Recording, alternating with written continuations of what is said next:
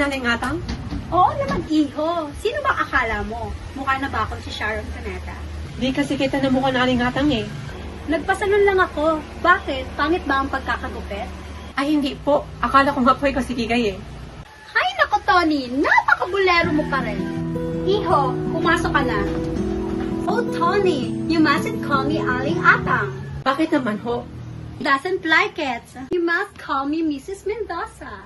Sabi niya, is more social form of address. Opo, yes, Mrs. Mendoza. Tawagin ko na si Kikay. Oh, Tony, Ano po, Aling? Yes, Mrs. Mendoza. you must not call Kikay. Kikay. Eh, anong tatawagin ko sa kanya? You must call her Francesca.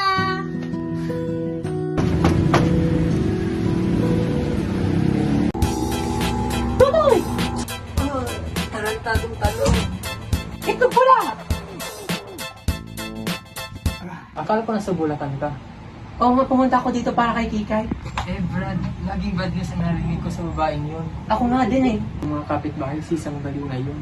Galing siya sa New York eh. Nag-aral ng hair culture in beauty science, tapos may diploma pa. Naman, haba naman ang hair ni Kikay. Ah, tama. Hindi na siya si Kikay. She's Francesca. Francesca? Kikay? An American? Huwag mo nga akong lukoy. Eh, kilala na natin yun yung film. Di ba siya nang kainin eh? Puto kayo dyan. Hindi na kayo ng puto. Alam mo pa ba nang tinulak natin yun sa kanan? Oo, naalala ko pa nga nung hinabol tayo sa kabilang kanto. At ang bukas pa sumuntok. Here's about Kikay.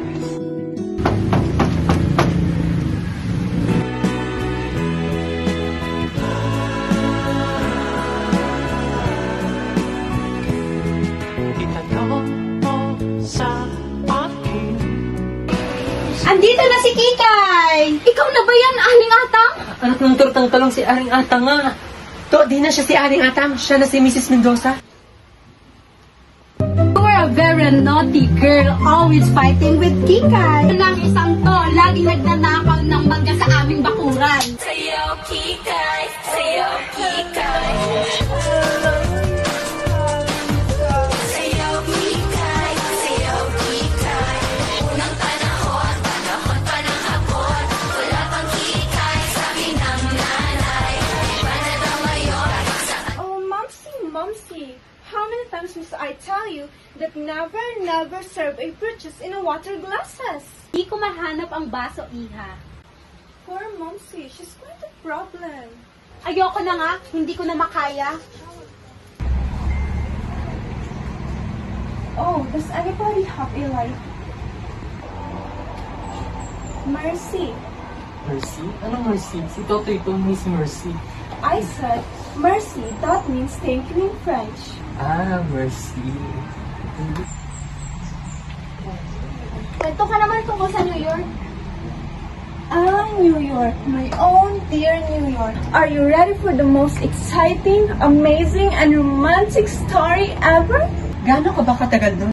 10 months, 4 days, 7 hours, and 21 minutes. I feel myself to be an exile, spiritually exile. Tingin ko dapat umalis na tayo. Baka nakadisturbo tayo.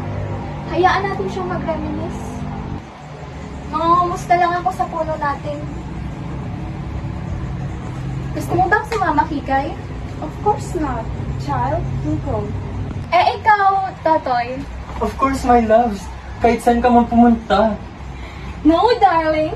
Just out to our dear little backyard. Oh, the backyards of Tondo. The barong-barongs of my pao.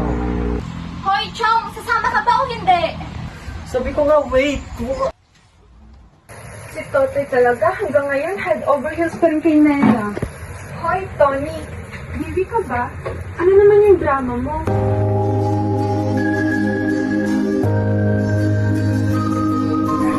Hindi ko alam kung saan ako magsisimula. Just call me Francesca, okay? Meron kasi akong gustong sabihin. Tony, kalimutan na natin yun. Matagal na yun. Please. Kalimutan? New York my Tony. Kalimutan na natin ang past. Move on. Ano ka ba? Dapat full ng energy at go lang ng go. Enjoy life, okay? What do you mean, Kikay? Tony, bata pa tayo noon. Kailan? Nung na-engage tayo. Last year lang yun ah. Ikaw lang patutunguhan. Para sa akin, isang century na. Oh, Tony, gusto ko ba mag-share about New York? Kung alam mo lang kung gaano kaganda ang Yankee Stadium, McLaurin's Park, and Statue of Liberty. Wow! Kung andun ka lang, Tony, ayaw mo na siguro umalis sa sobrang ganda. Ano ba, Kikay? Kaya pa ba? Yes or no? Gusto mo maging magkaibigan lang tayo? Hanggang doon lang? Yes, Tony. Friends lang tayo, okay? Don't worry. Madami namang babae dyan sa labas. Malay mo, nariyan lang siya sa tabi-tabi. You know, imagine a New Yorker marrying a Thunderbird.